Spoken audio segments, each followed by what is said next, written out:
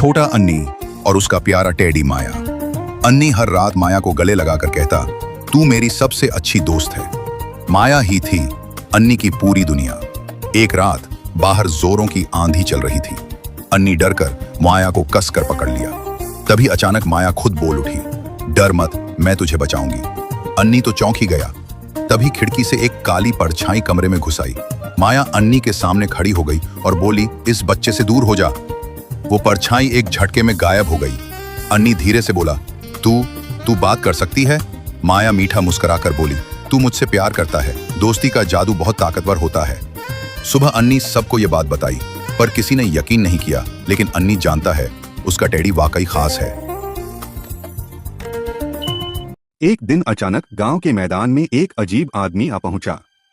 उसका चेहरा ढका, लेकिन उसकी आंखें जैसे आग की तरह जल रही हों। वह कुछ कहे बिना ही जादू दिखाने लगा।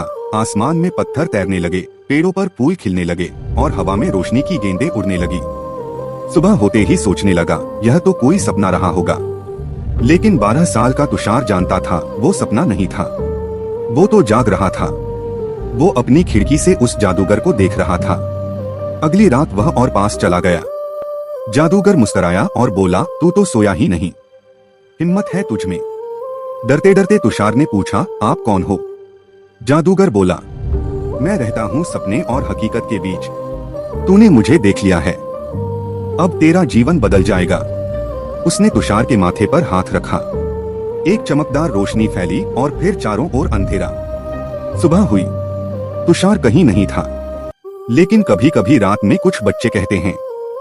मैदान में एक लड़का खेल रहा था रोशनी से। लोग हंसते हैं, कहते हैं सपना रहा होगा। पर कुछ लोग जानते हैं तुषार आज भी जाग रहा है, एक नई परीक्षा का हिस्सा बनकर। रात करीब 12:30 बजे थे। शहर से बहुत दूर एक छोटे से स्टेशन पर चौकीदार निताई काका ड्यूटी पर थे।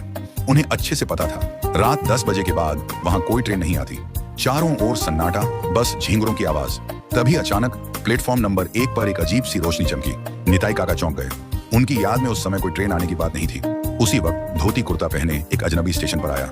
उसके हाथ एक पुराना टिकट था। निताई काका ने पूछा, इस समय कोई ट्रेन नहीं है, आप कहाँ जाना चाहते हैं? वो आदमी मुस्कुराते हुए बोला, ये टिकट 1975 का है, लेकिन ट्रेन आज ही आएगी। उसकी बात पूरी होते ही दूर से सीटी की आवाज आई। काले धुएं से घिरी एक पुरानी ट्रेन प्लेटफॉर्म पर आकर रुकी। उसमें कोई रोशनी नहीं थी। खिड़कियों के शीशे टूटे हुए थे और ऐसा लग रहा था जैसे सैकड़ों आंखें भीतर से घूर रही हैं। वो